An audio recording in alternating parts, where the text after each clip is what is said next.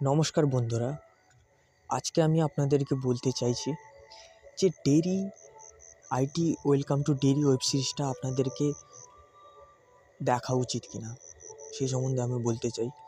দেখুন দর্শকরা, আইটি ওয়েলকাম টু ডেরি web series 2025 series one of the best series আমি মনে করছি। কারণ এই সিরিজটি এতটাই ভালো সব কিছুটাই করেছে, আর স্টোরি টেলিং আর প্রত্যেকটা সিন ওয়াইজ এতটা পারফেক্ট ভালো হয়েছে, যেটা দেখে আমি খুবই ভালো লেগেছে আমাকে। আর আমি তার 6 এপিসোড দেখেছি, আর দেখে আমাকে খুবই ভালো লেগেছে যে সিরিজটি আপনাদেরকে একবার হলেও দেখা উচিত।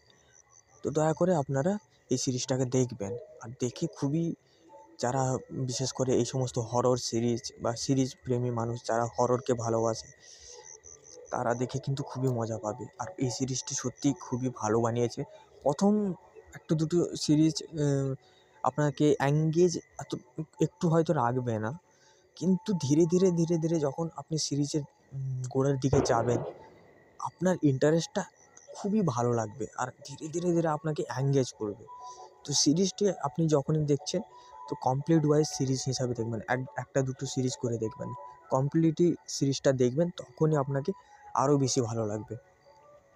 আর 5 নম্বর সিরিজটা তো খুবই ভালো করেছে, যখন যেখানে সেই ভূতের যে ডেরির যে আতঙ্কটা ছড়িয়েছে, যে ভূতের যে আবির্ভাবটা, ওই জায়গাটা ওই সিনটার মধ্যে দিয়েছে। আর বাচ্চারাও, ছোটো ছোটো বাচ্চারাও তখন সেই জায়গাটাকে খুঁজে পেয়েছে। তো খুবই মোটামুটি আমি মনে করব যে স্ট্রেঞ্জার থিংস যে সিজন, যে নতুন যে ওয়েব সিরিজটা বেরিয়েছে, ওটা তো খুবই ভালো সিরিজ, ওটা আলাদা একটা পার্ট। ও সম্বন্ধে আমি একটা বানাবো সিরিজটি। তো আমি আজকে আলোচনা করছি যে IT welcome two dairy series. তো এই সিরিজটি খুবই ভালো সিরিজ। আপনাকে আমি এইটুকু আমি বলতে চাই যে আপনারা দেখে খুবই মনোরঞ্জন আপনাদের হবে।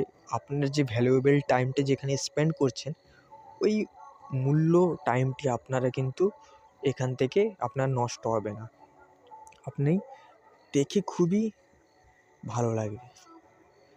তো আমার মতে it is one of the best series.